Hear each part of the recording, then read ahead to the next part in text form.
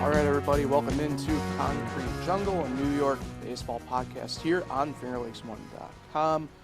I am Paul Russo. Joining me, as always, Kyle Evans. Kyle, we are here at Thursday, the last day without baseball for the foreseeable future into the fall, luckily. We'll touch on, obviously, a couple different things, but how did you enjoy the All-Star festivities in Seattle? Yeah, I thought it was pretty fun to watch. The home run derby final wasn't any of the guys that I wanted to win, so it was like, And the All-Star game, wasn't as good as some others. I think maybe just because Garrett Cole was the Yankees' lone representative with Judge hurt. But yeah, it was also nice to have like last night totally off, and just relax. You know, baseball's a grind every single day. But yeah, what did you think of it? Yeah, it was interesting. I have some pet peeves with home run derby coverage. ESPN sucks in anyway. It was brutal. It's interesting because me and Nick actually discussed it a little bit yesterday, but like, I know he brought up if you go back to 10 outs, you'd be able to see everyone. Like, I don't even know the way ESPN does it, if that's going to make a difference. Like, they were just not doing good Eduardo Perez. tracking or anything like that. I don't know. See, for me, I could have gone either way. I think for me, that was just the way they were producing it and shooting it out was tough.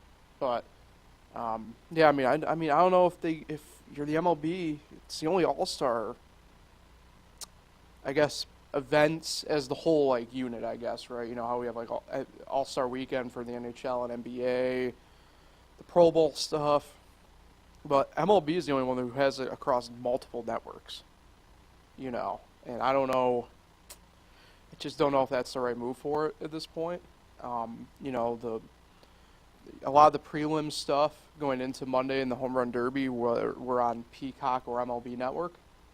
The Derby itself, obviously, on ESPN, the All-Star Game on Fox. So I don't know. I just don't know. I think if you want a better product, I think it's got to be streamlined to one channel or one buying entity at that point. I mean, I don't know. It's tough. It was a tough viewing experience. Yeah, I don't know. I mean, it's still better than like watching, remember, the Pro Bowl in the NFL. Now it's flag football. That's a completely different position. Yeah, but I mean, in terms of watching experience, right. It's still better than that. I mean, come on. Fair. And then the NHL All-Star Game is much better. So I don't know. I still think the All-Star weekend for Major League Baseball is the best out of all four major sports. Mm-hmm. Yeah, the broadcast was, as you said, tough to watch. But ESPN does a terrible job in general. I mean, look at the NHL broadcast on there. They're not any better. And the whole pregame hosts and stuff with all the other sports, just not good. But yeah, I mean, I'm sure a lot of people still tuned in though. Yeah, I think it was technically the lowest rated All-Star game. I think it was. It was. Yeah. I didn't see any stats yet. Yeah, the early indications weren't good, but I don't know. I still enjoyed it. I thought it was pretty good nonetheless and everything. So we're gonna have to do some research on the numbers. Speaking of that, let's handle some podcast business. I thank a couple of sponsors, including Dr. Jeffrey Halstead, DMD. Dr. Jeffrey Halstead has been Canandaigua hometown dentist for more than 35 years, offering routine dental care as well as cosmetic dentistry, implants, and dentures by their highly trained and experienced staff. You can visit them online at CanandaiguaDentistry.com or find them on Facebook and Instagram. And Generations Bank. Generations Bank has been serving the financial needs of the Finger Lakes region since 1870. Generations combines the best of modern banking with dedication to our local communities.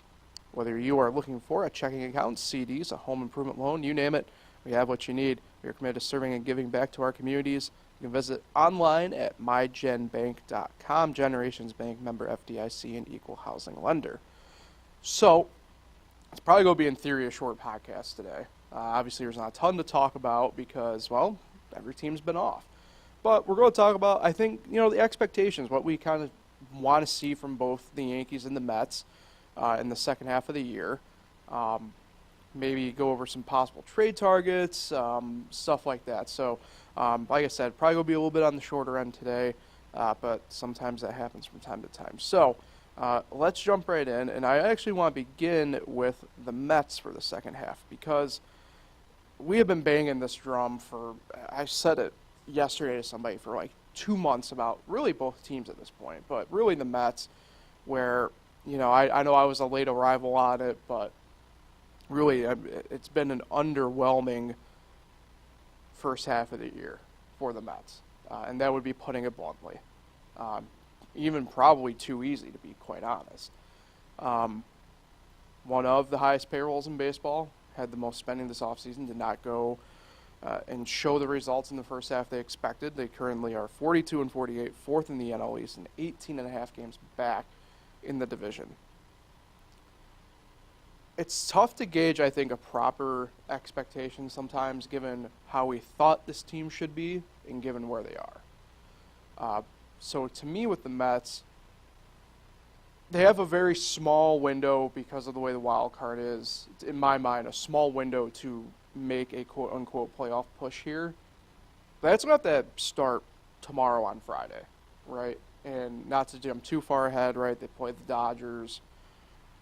In theory, it's not going to be easy, but who knows? The second half for the Mets is going to be determined in this first 7 to 10 days out of the All-Star break. And how they will approach, in my mind, August 1st trade deadline. And then, obviously, at that point, what is your season goal? What is your plan for the rest of the way? I'm still on the front of, no matter what, at the end of the day, bring up Vientos, bring up Mauricio. At this point, bring up Budo. I mean, you can't. To me, he's about to fall into the Thomas Sapucki category of what is he, what isn't he. So, for me, I think the expectations for the Mets is I expect them to be a little bit experimental. I expect them to, at least for the next, like I said, 7 to 10 days, plan as if they're going to be buying at the deadline.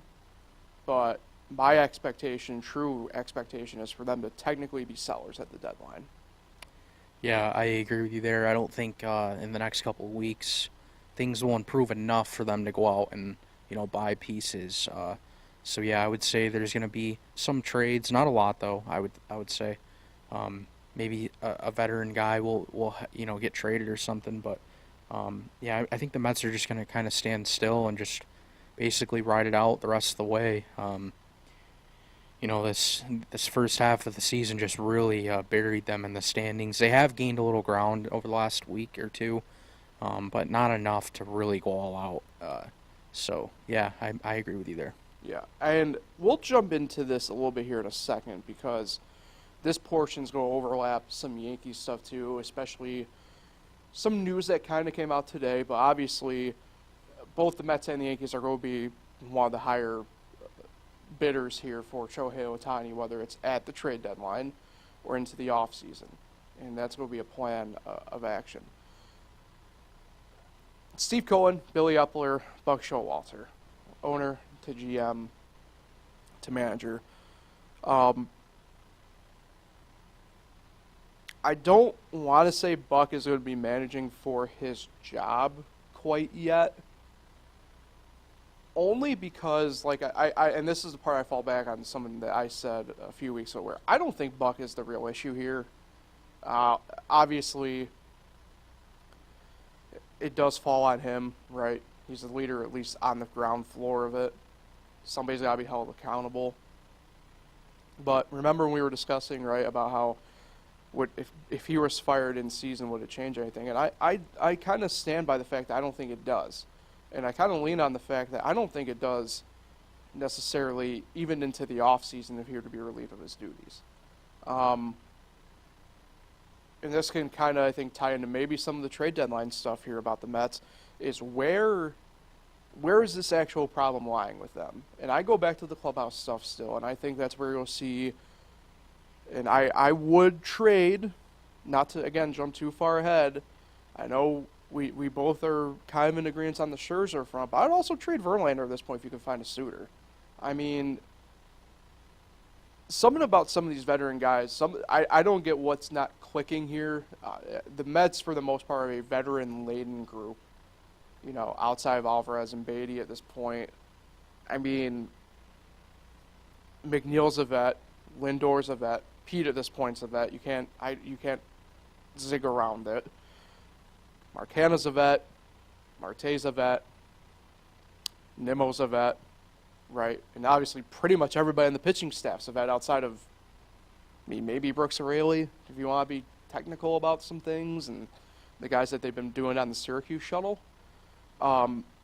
So for me, I don't know if you drain the clubhouse necessarily all the way down right away here at the trade deadline if things go sideways, well, not sideways, but in the next 10 days things continue on the same path. I would probably just I would put every veteran more or less available on the market outside of Alonso and Nimmo. I would do. And I only do the Nimmo one because you just signed to that, obviously, contract in the offseason. I think for the most part he's been doing. It kind of falls in the P category. I don't know if I can really pin anything necessarily on them per se. I think now some of the parts they play in might be part of the problem, but they aren't the major factors to me in that clubhouse. Yeah, for me, the Yankees and Mets have similar problems. The only difference is the Yankees have the pitching and consistent pitching. The Mets will have a good game where they pitch really well, and then they don't hit.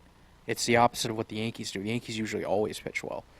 So yeah, it's a team of underperforming veteran guys that just, if you look at their numbers from last year to this year, they're just way different. And guys like Marte and McNeil have really been bad this year for the most part. I mean, they've had their stretches like everyone does. But yeah, it's just a team full of underperforming veterans and pitching that is just terrible, and the bullpen is at the bottom of the league, and you can't win games with a bullpen that's bad. No. Because even if you score runs, you're probably going to give it away late, and that's kind of what it's been all year. And yeah, they tried to go out and make a minor trade, and I think in 2 appearances he's thrown the ball well. Trevor Gott, right, is his name? But that's not enough. So yeah, that's where the Mets are at right now. A little bit different spot than the Yankees, but similar in terms of results with their veteran players. Yeah, definitely. I think that's a fair assessment in that sense for both teams, really. I mean, and obviously the Yankees stuff we'll jump onto, right? But we've seen the Yankees kind of make some, at least, changes, right? With Sean Casey being the new hitting coach, relieving Dylan Lawson. Obviously, we'll jump into that a little bit more, too, here in a minute. But I feel like if there was a team that probably should have done it, shouldn't have been the Mets to kind of do something too. I don't know where that kind of maybe falls though. I mean, I feel like if you're fire one positional coach in this sense, as we'll call it in this situation, right? I feel like the other one is equally as culpable. No, right? I mean, like, the Mets for whatever reason this year. And this is why I go back to is like, I just can't completely write them off for some reason in the back of my mind. And I know I should, and I know I'm saying out loud that I pretty much am writing them off. But like, there's something in the back of my mind that just won't allow me to do that. And I don't know what quite it is at this point.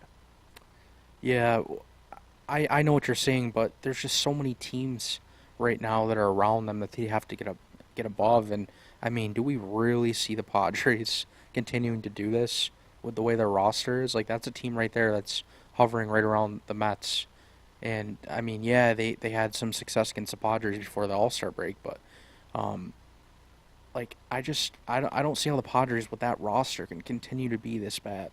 I don't know about you, but obviously we've heard the Juan Soto rumors and stuff with the Yankees, but for me, I don't think that's happening. No.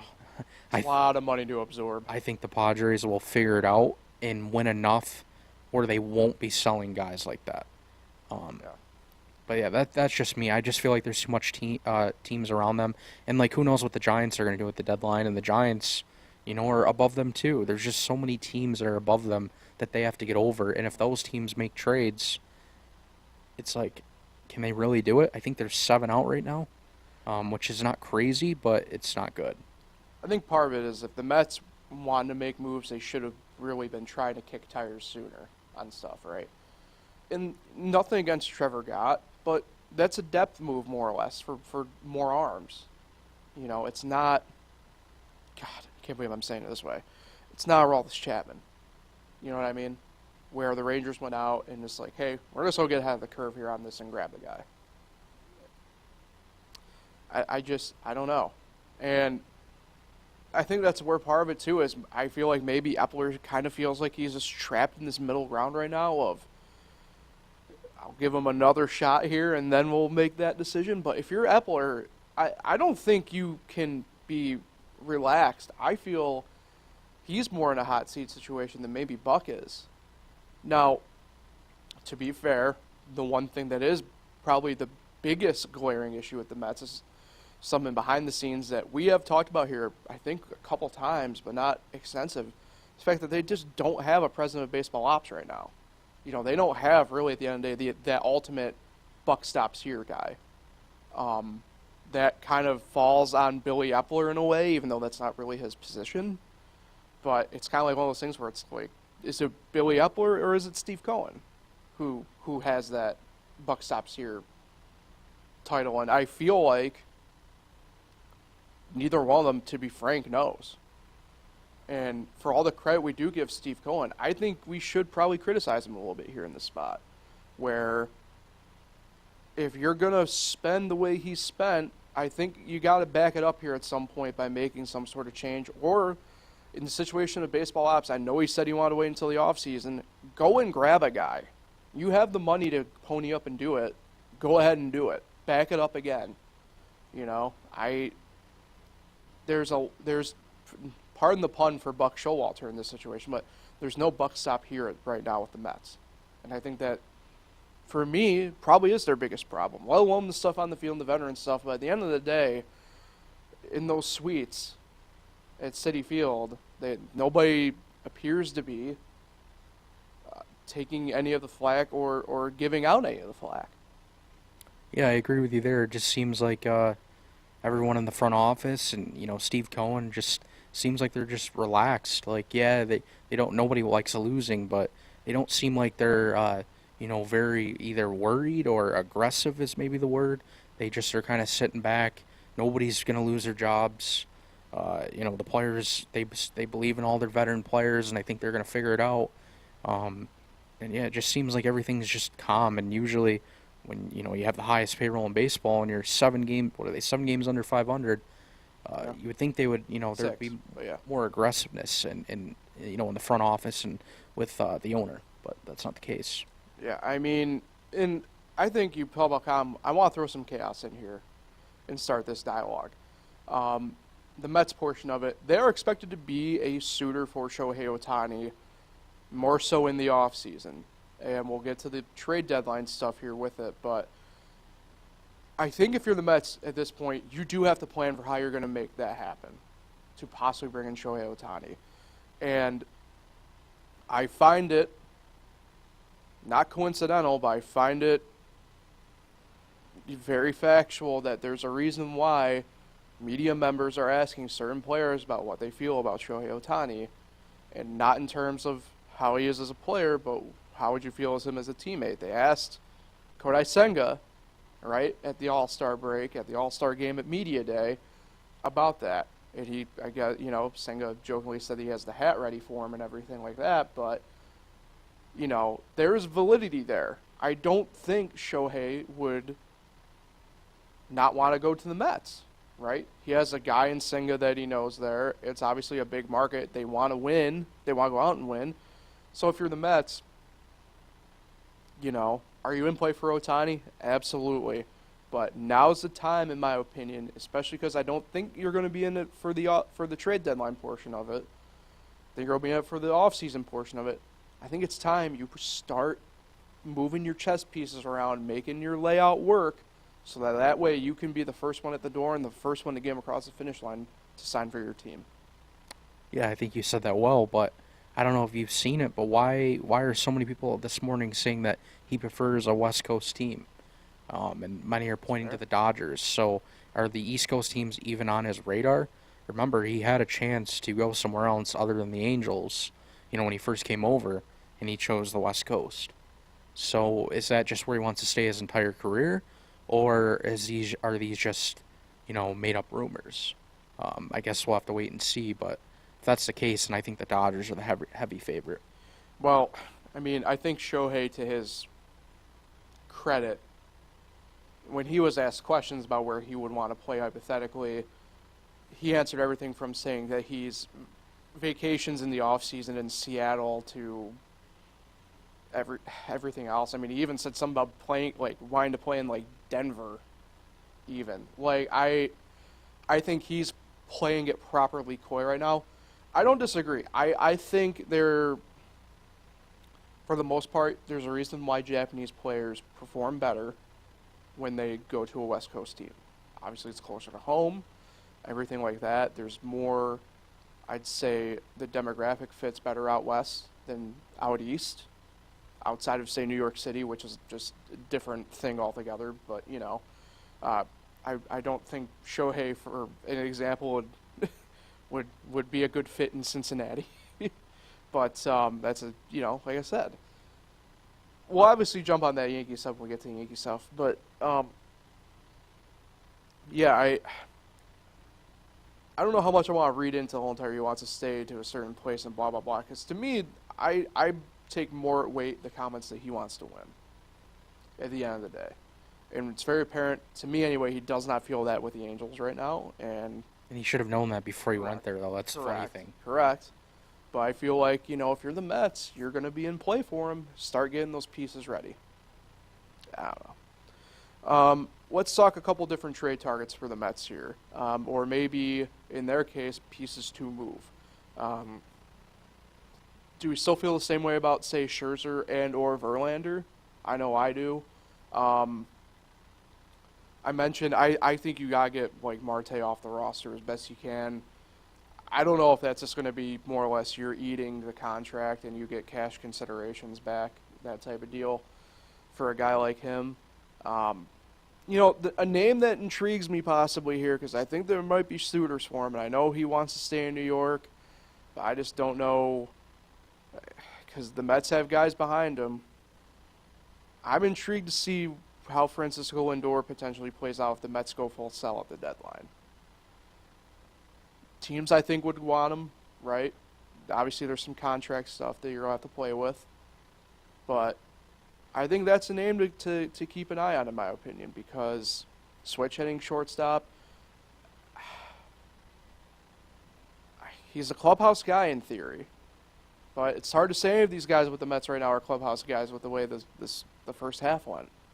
I'm just intrigued to see who actually will call the Mets about certain guys. And to play the other side of it here, if you're the Mets and you do end up being buyers at the deadline, who are those ones that you're going to be going after? Obviously, you can't go after, say, a guy like Marcus Stroman. I don't think he fully wants to go back to you. Would a guy like Drew Smyly maybe kind of fit the bill? I don't know. Low-end contract that you can squeeze in. He's having a good enough year. We know the Cubs, in theory, are going to be sellers at the deadline. I don't know. It's an interesting thing. I mean, you look at the Tigers. We know they're going to be selling. If you're the Mets, do you try and say target? And I don't think the Tigers are going to do it, but crazier things have happened. Do you try and say, like, hey, Tarek Skubal's a nice guy. Why don't we try and I'm guessing the price for a guy like Tarek's going to be pretty high, right? So, I mean, I don't know. I think at this point, for me, when I see the Mets in the trade deadline, I'm imagining more of it being Max Scherzer on the move, Starling Marte on the move. Like I said, maybe even Verlander or Francisco Lindor on the move. Yeah, I hear you there. I agree with you. I just feel like the Mets are going to have a very quiet trade deadline. I just from what I've heard from Steve Cohen and the way they've kind of gone the first half of the year, it seems like they're just going to stand pat and let it roll. And hopefully next year, it's totally different. But It's definitely a failure of a season, that's for sure. I mean, nobody expected them to be where they are right now. And yeah, they can go on a crazy run like the Phillies did last year, like the Phillies kind of have since April, or the Braves, a run like the Braves have done. But I just don't see it happening. I mean, we saw them win 5 in a row, and then they go and lose the series. They lose 2 in a row to go into the break. They never go on that long run. So I don't think they're going to make up ground when they keep doing that. No. So yeah, I just see it as a quiet deadline, maybe a minor trade here and there. I do think they should trade Scherzer or Verlander, or both, I guess. But I don't think they will. It's concerning that these guys they're veteran guys and they're just pitching so bad. And I thought with that too, like yeah, Verlander's getting older and Scherzer's getting older, but doesn't Jeremy Hefner come into play a little bit, the pitching coach? I mean, how is that not a move that they could make? It's just a pitching coach, but I mean, it's crazy to me that they're not making any sort of move. Not saying that it's going to fix it, just like the Sean Casey hiring with the Yankees, but just do something. Like, why are they just sitting here? And then if they don't do anything at the trade deadline, I'll say that again. Why are they not doing anything? It's just odd to see. Usually teams that underperform make a move. Right. Yeah. So. Yeah, completely fair and just. All right. Transition here a little bit. No news or updates injury-wise outright. What was interesting, though, was over the All-Star break, Alexi Diaz, the brother of Edwin Diaz, said that he's actually been throwing now all of a sudden from triple-digit feet, talking to 100 to 125 feet flat ground-wise. So obviously progression's going on there, and it's going to be really intriguing in my mind here. I don't think the rest of July, but get to August, that's where I think stuff might be getting intriguing to see how he pans out for the rest of the year. Yeah, I heard that report too. I was like, wow, he's making quite a bit of progress. I still, just because where he's at right now, you still don't know if he's going to be, making a return this year. And really, like, there's no point of rushing it. This team's going probably nowhere. So I would actually just kind of play it safe. Like, no rush. If he doesn't make it back, he doesn't make it back. He's had a great rehab, it sounds like, and continues to go in the right direction. Yeah, definitely. All right, let's preview the weekend for the Mets. All right, kind of alluded to it a little bit. They host the Dodgers for 3 games. Friday night, 7:10 on Apple TV+. Julio Urias, he's 6-5 on the year. He'll be going against Justin Verlander, 3-4. Saturday on Fox at 7:15. Both TBDs for the moment. And then on Sunday, 1:40 first pitch on your local Picks affiliate or MLB Network, depending upon your market, to be determined for the Dodgers against Max Scherzer for the Mets. Look, optimistically here, I definitely can see the Mets pulling 2 of 3 against the Dodgers. Dodgers pitching has been admittedly a bit suspect this year at certain points, and that gives me hope. But much like going into the All-Star break, what hope have the Mets given me to trust that they would get 2 of 3? And it's none. I think they get 1 of 3. I don't think they get swept. I do think they get 1 win, though, so I go 1 of 3. You nailed it. 1 of 3. That's what I'm going to go with. Don't know which game because we don't know all the pitching matchups, but and we should note that they did beat the Dodgers. Remember in LA when Scherzer? Yeah, that was part of that West Coast trip. Yeah, so I mean it's not impossible, and it seems like they do beat better teams sometimes. We saw that with the Diamondbacks, so maybe they do win the series. But I'm going 1 of 3. Yeah, it's a shame. I hate being the optimistic one, just being like I can't do it anymore. So. All right, let's talk about the Yankees here for a few minutes and their expectations for the second half. They'll enter it 49-42, fourth in the AL East, 8 games back. They are, however, in a wild card slot at the moment. But out of it. Wait, I thought they were in it. Out of it. Jesus, I can't read. Yep. Anyway, expectations for the Yankees, I think, are a bit brighter than the Mets overall. At the very least, if the Yankees, and I'm not saying this because they definitely need to make moves at the deadline. At the very least, we know Aaron Judge is coming back at some point here, right? That will improve some stuff. We've seen a change in the coaching staff. Lawson out, Sean Casey in. It feels a little bit brighter than obviously the Mets stuff, even though a lot of the stuff does parallel to each other. It feels like the Yankees' second half outlook is a little bit brighter than the Mets' second half outlook. So, expectations. What do I expect? the sad part is I don't expect anything to be too much different, to be completely honest. I think the pitching is going to be still the brighter spot on this team. I think it's hard to kind of ignore it at this point. That being said, there are I'd say you're starting to see some stress fractures going on within the pitching staff, though, admittedly. We talked a little bit about Monday, right? Marinaccio hasn't looked good the past few outings for him. Guys like that, where I don't know if you really want to Scranton shuttle them, just the way they've been collectively this year. I don't think that's fair to anybody involved. So do you go out and get another arm? I would hope, definitely for the bullpen. I would hope the Yankees go out and get another arm. But I expect, like I said, the pitching staff to be the bright spot. Batting, I think you'll see some improvement, but I'm not convinced. And it's not a knock on Sean Casey. It's just that I don't know if the Yankees are just structured on offense to do it. And in my mind, they aren't. But, I'm sitting here in a chair, not down at 161 East River. Like I said, I just don't think the offense is structured in a way for it to improve the way it is right now. And this is where maybe we can intertwine a little bit of the trade stuff. I think there's going to be more available to the Yankees than, say, the Mets in terms of trade pieces to bring in for their needs. Only because, the teams are going to be selling at the deadline. I think they will be more willing to write off their offensive pieces and their pitching pieces. And that's not a knock on anything or anyone in particular, right? But, Elias Diaz has had a really good tryout to go and be a catcher on a contending team in the All-Star game, for example, right?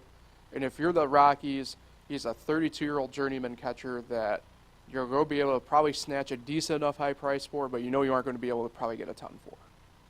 As opposed to, say, if you're like I mentioned, maybe with the Mets was say a guy like Tarek Skubal, who I don't think Detroit's would trade anyway, right? But if you are, that's going to be a hefty price to pony up and pay, So, as much as things are brighter here, now that I'm talking to Al, it's almost like, damn, are they actually just as dim in a way to the Mets? I don't know. Yeah, for me, it starts with getting on base. I mean, we've noted how bad their on-base percentage has been with their average. And I do think that might change with Sean Casey being there. It seemed like with Dylan Lawson, the game plan every single night was to jump on, first or second pitch, jump on the first or second pitch, especially first pitch fastballs. Gleyber Torres, it seems like he swings so many times at the first pitch and he either pops up or grounds out. And I thought he said it well yesterday when he spoke to the media for the first time. He's noticed way too many quick outs, not working the pitcher. The Yankees are at the top of the league with allowing a starter to go the longest this year. They always allow the opposing starting pitcher to go 6-7 innings because they don't work them. They don't work the count. So that's one thing that I think will change. Their on base percentage will go up, and it should. But yeah, it still comes down to hitting the veteran guys. Guys like TJ LeMahieu and Stanton. Stanton had his 2-homer game, but the consistency's not there like we've seen it in the past.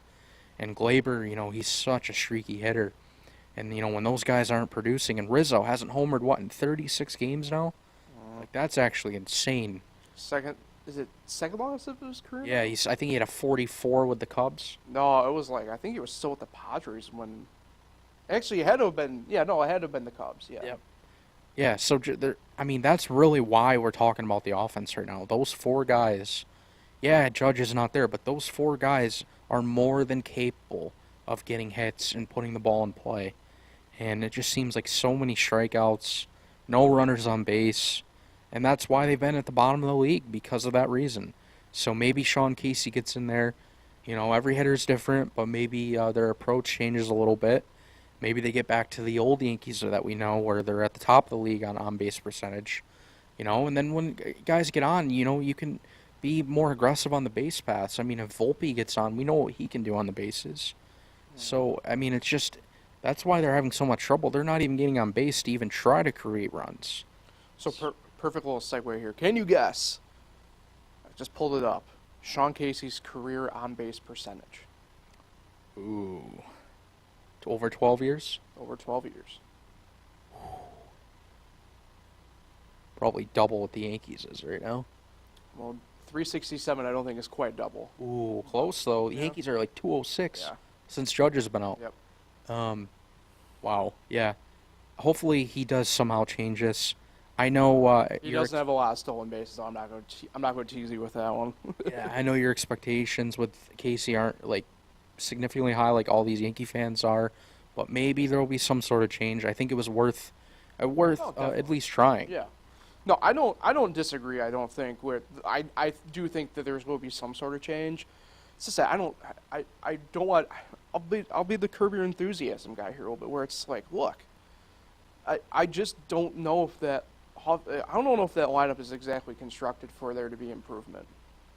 I don't think Sean. And it's not a knock on Sean Casey. It's probably quite the opposite. I just don't think a guy like Sean Casey is going to break through to a guy like Josh Donaldson at this point.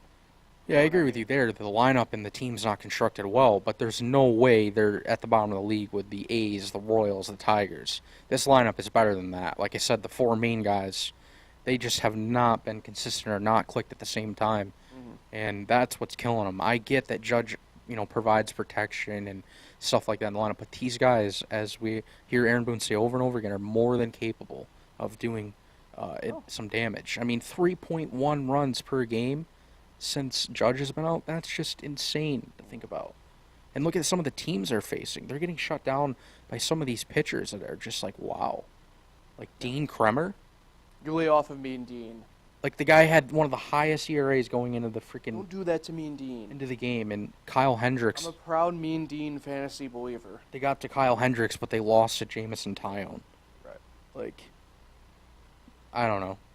It's hard to watch sometimes. Yeah, no. And like I said, if the pitching wasn't there, this would be so bad. I don't think people are like realizing this. They would be the Mets. Not even close to a playoff spot if they didn't have pitching. Let's do a little bit deeper dive here. I think now that some dust has settled here a little bit, we know that Sean Casey's only going to be the hitting coach for the Yankees now for the rest of the year, and he's going to reevaluate more or less for himself. If it's something that he'd want to even continue at that point. What are your expectations for him? Because it's his first time coaching. We know that he's been on MLB Network since he retired in 2008. And we've seen him do, the demonstrations, everything. I think he's great. He's one of my favorite guys from growing up. Shout out MVP Baseball 2005, right? We see from his stats, he's a pros pro type player. I just think it's tough for your first ever gig like this to be coming in a situation like the Yankees right now. And I think that's why I have a lot of also kind of trepidation for saying there's just going to be big changes. I don't know what he's going to fully offer to these guys,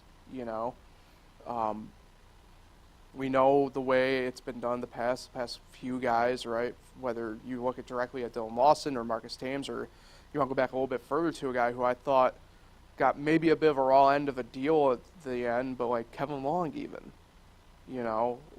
where those guys, and Kevin Long's still obviously in the league and everything, but those guys, we that they're tweaking stuff, that they're doing stuff, right? For better or worse sometimes.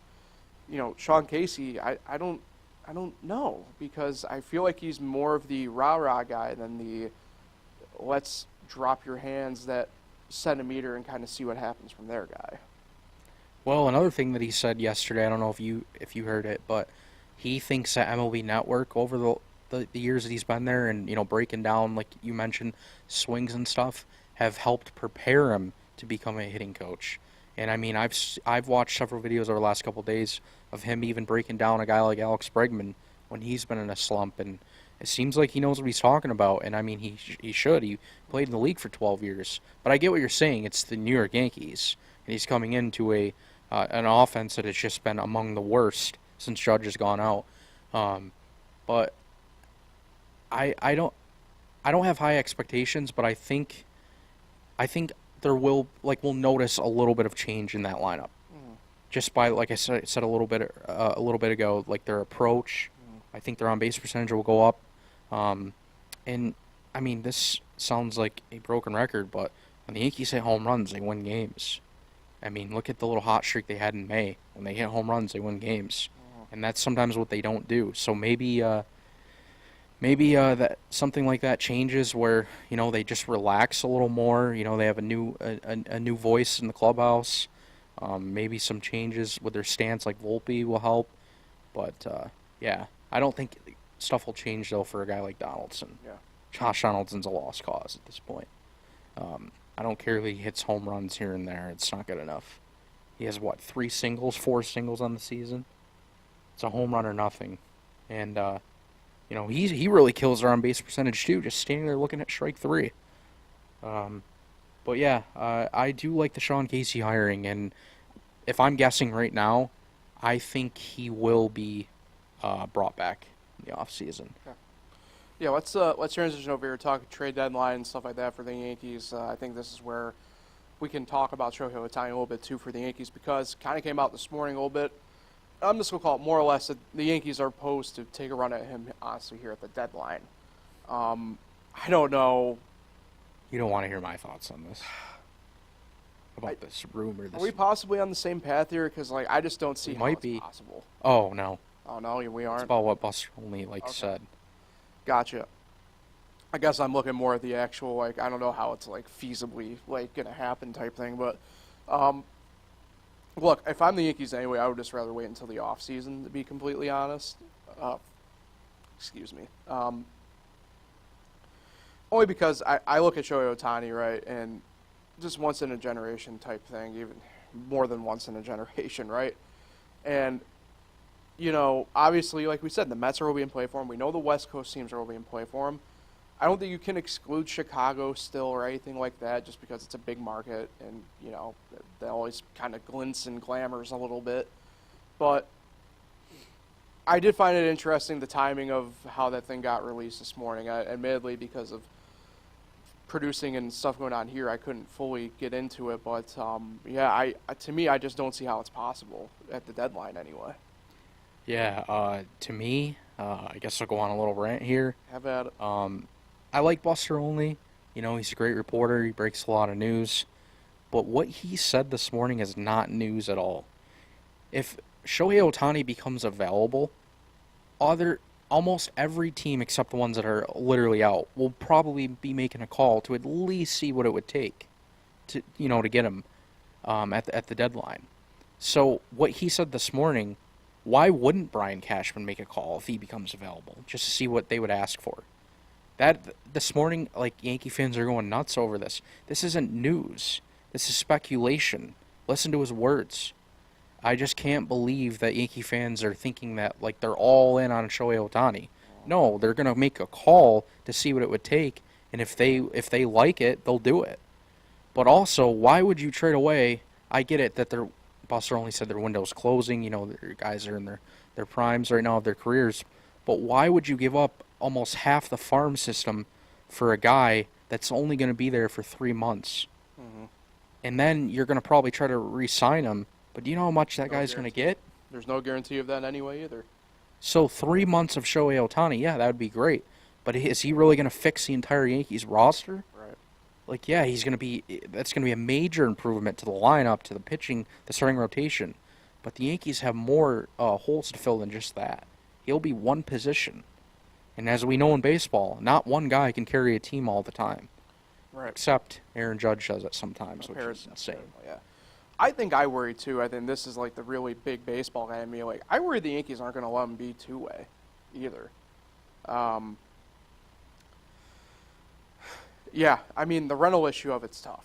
And that's why I just don't think it's possible. You really are going to auction off your future for 3 months, and that's the only guarantee you got, right? It's 3 months. And even then, it certainly does not guarantee you the World Series. But don't you get where I'm coming from with the whole thing, though, with Buster Olney? That's not news. Right. Every team would check in on a player. I mean, we see this in every league. It seems like a lot of people just don't know how it is behind closed doors with the whole GM position and the way things work. And I mean, look, go ahead and read Twitter after this. It's actually amazing how fans are like overreacting on Yeah. this. No, I bet. I mean, it's typical sports piranha water type shit at this point. I did want to get your opinion on this before we transition over here and look at the weekend for the Yankees. What did you make of the jersey patch? Because I guess I'm in the minority in the hot take here. I don't have a problem with it. It was bound to happen. I don't know why. I don't know why some Yankee fans thought that Hal would never, quote unquote, sell out. But I mean, this is a thing that all teams are going to have eventually, or within the next year and a half at this point. So I don't have a problem with it. I don't find it tacky. It's a blue patch on a jersey that has blue on it anyway. Like I don't see a problem with it. Star Insurance, that was a little surprise to me. I don't really have a problem with it. Obviously, they're making more money from it, so whatever. But I get people's point, it's the Yankees jersey, it's historic, but whatever. Like, at some point, we're in 2023, stuff's changing. This isn't the 1900s anymore. And then, like, people are, like, on Twitter saying, like, oh, Yankee Stadium's eventually going to have a new name. It's not going to be Yankee Stadium because they're going to get more money by changing its name. It's like, come on, guys. Like, let's stop overreacting. And that's here. also the purpose, though, of naming rights, is the fact that, like, Hal Steimer doesn't want to be the one that's having to pay everything for the stadium, right? And then people are like, oh, more money for Shohei Ohtani. Like, haha, funny. Which isn't how that works either. I know. It's amazing. There's just so many people that don't know the business side of things and whatever. Yeah. No, I hear you there. All right, no injury or roster moves since we were here. Oh, is there one? Oh, no, sorry. Are we going to get into Juan Soto before we move on or no? Do you want to do that? I mean, I Yeah, thought because that was he's more likely than Shohei, but I guess, but I thought that was just Jeter on Fox being on Fox type thing. I didn't take anything really into waiting for it. I mean, you saw the bit that Poppy did afterwards anyway. That's why I was like, yeah, it's a bit, whatever. I mean, I don't think Jeter's comments have anything to do with like the Yankees' interest in it. But like, do you think the Padres would at least see what they could get for him, and the Yankees would at least call? That's what I would think would happen. I don't necessarily think they're going to 100% get him or even 50% chance of getting him. I just think the Yankees would make a call if they heard that he was available.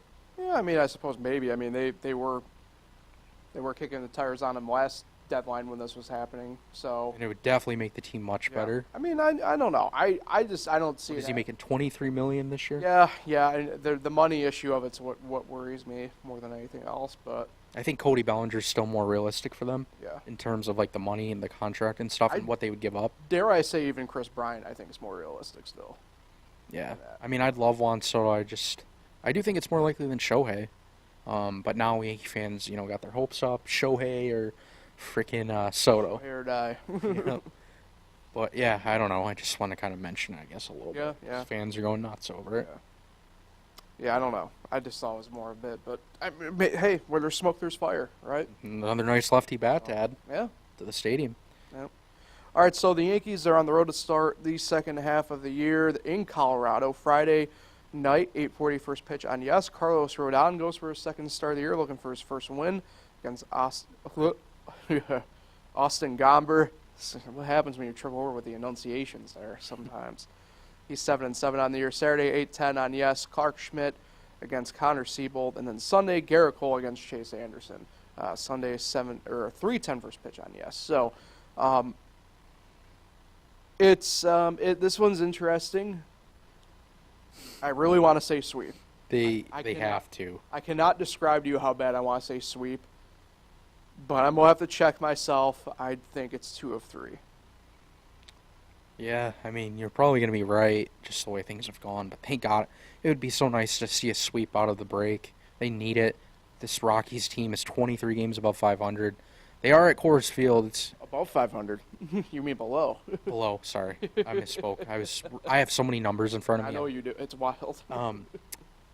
So yeah, it needs to be a sweep. If it doesn't, at least take the series. Anything less would be a major disappointment. But we've seen them do this before, so actually wouldn't be surprising.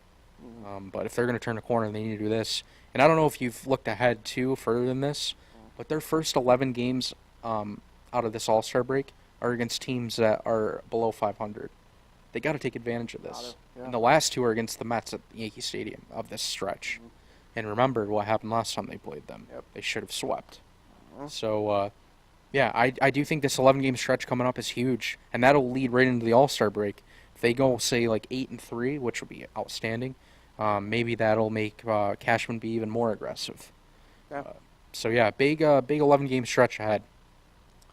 All right, so let's talk for a second here because we can't forget Rochester and Syracuse, they get going again here tomorrow on Friday as well.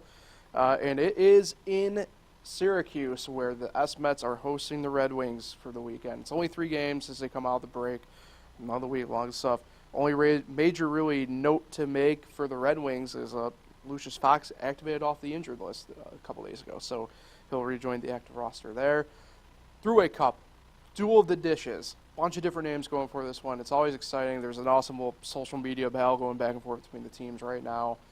And these games are always fun, right? Because you tend to actually do get some fans who travel to these games from the visiting section. I still think Rochester will get 2 of 3 if we're doing an outright prediction. That's just my opinion. But these games are always fun. Always on the All-Star break, too. You never know what might happen for them, right? Normally, AAA does have an All-Star game. 3rd consecutive year they didn't have one. I guess technically 4th consecutive year if you want to count 2020 that they didn't have one. So these guys are rested. They're going to be ready to go. You never know if mentality's changed a little bit with a pretty much random week off for these guys who are normally on the move consistently. So it should be an exciting time. I know Rochester's back at Innovative Field next week at least, so plenty of opportunity to at least get to one of these games coming up here on either side, definitely. But yeah, it should be an interesting weekend series for these 2 teams. Yeah, well, here's a bold prediction. Uh-oh. I don't know why I'm going to say this, but the Syracuse Mets are going to sweep the Rochester Red Wings. My God. And I don't know how they're going to do it because of how rough it's been to open up this second half, but I'm just feeling it. I just feel like something has changed. They had this little break. They're going to come out hot, swinging the bats, and it's going to propel them to a sweep. So we'll see what happens. I'm not always right. But yeah, I'm feeling a sweep. A little bit of a bold prediction heading out before we head out on this show. You're nuts. I love it, but it's the way to live. All right, so that will do it for Concrete Jungle for today. Admittedly, I don't know what we're going to be doing Monday. I have an appointment in Rochester that kind of throws everything for a loop. So I'm not too sure what the plans will hold on Monday for next week, but nonetheless, I'm sure we will attempt to do something here as the internet has gone down. So that'll happen. It's happened a lot here. Yep. But it'll be right back. Hopefully. Because I'm trying to load so I can... There we go. We're back online, baby. So, yeah. Not sure what we're going to do Monday exactly. Like I said, appointment middle of the day kind of really throws a wrench, especially when I have to go up to Rochester for it. But 'tis life, 'tis adulthood, right? Baseball on tap for you this weekend, Kyle? Just go hang out, watch some, or anything major planned? Yeah, and just continuing being a stat nerd all over Twitter. Nothing wrong with it. Big stat guy. Love looking into stats. So yeah, just a lot of baseball. Probably get outside a little bit too. I think it's going to be nice for the most part. So yeah, what about you? Anything big? No, I have a root canal. When we get done with this, I get to go do that. The summer league I help out with, All-Star game is tomorrow night, Friday night, in Batavia at Dwyer Stadium. Ooh, I played there before. Where they are actually playing in an exhibition, the All-Stars against the Muck Dogs. And then Sunday I have the league itself, right? And Kyle, if you're not busy, we're actually going to be close by. We'll be at Colburn Park for a doubleheader beginning at 10 a.m. on Sunday morning for our game, for our league. So wow, go catch me in the third base box for that. So, okay. Yes. Yankees 3-10 that day. Maybe I'll head over. Yeah. We move pretty quick, or we attempt to. So. All right, yeah. So appreciate everybody for tuning in. Like I said, not too sure what we're going to be looking like on Monday, but we'll try and get something out at the very least at some point. Enjoy the weekend, and everybody be safe, have some fun, and we'll talk with everybody later.